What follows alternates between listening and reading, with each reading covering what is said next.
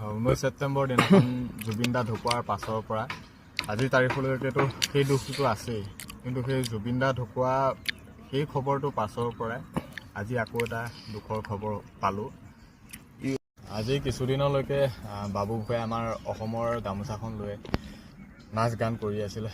নাচ গান বুলি নহয়, আচলতে আজি বেছিদিন হোৱা নাই আমাৰ অসমত আহিছিলে, দেখিছে ভিডিঅ'টো, কিন্তু বৰ সবিশেষ ক'বলৈ নাযাওঁ। অকণমান আগতে এটা খবৰ গম পালোঁ যে প্ৰায় 2 ঘণ্টা ধৰি এটা লাইভ আহিছে এটা ৰুমৰ ভিতৰত। সেই লাইভটোত কৈছে যে তেওঁ মৰিল বা মৰিব আৰু, কিন্তু মৰাৰ কাৰণ এটাই যে তেখেতৰ ঘৰৰ পৰিয়াল বা ঘৰৰ কোন কোন জড়িত হৈছে সেইখিনি কথা বুজায়। কিন্তু তেখেত যিয়ে নহওক কিয় এতিয়া কেনেকুৱা কি পৰিস্থিতি হৈ আছে সেইটোতো নাজানো, কিন্তু আটাইতকৈ বেছি দুখ লাগে যেতিয়া মানে নিজৰ মৃত্যুৰ কাৰণ যেতিয়া নিজৰ ঘৰৰ পৰিয়াল বা নিজৰ আত্মীয় মানুহখিনি হৈ পৰে। সঁচাই বহুত বেছি দুখ লাগিলে, কাৰণ অসমৰ গামোচাখন লৈ আছিল বাবে যে দুখ প্ৰকাশ কৰিছোঁ তেনেকুৱা নহয়। তেখেতক লৈ আমি গৌৰৱ কৰোঁ। 6-7 মিলিয়ন ফলোৱাৰ্ছ সেইটোও নহয়, বা ইউটিউবত লাখ মিলিয়ন ফলোৱাৰ্ছ ভিউজ সেইটোও নহয়। তেওঁ যিখিনি কাম কৰিছে সেইখিনি সদায় মানে মনত ৰাখিবলগীয়া আৰু ভাল আৰু প্ৰাউড কৰিবলগীয়া বিষয়।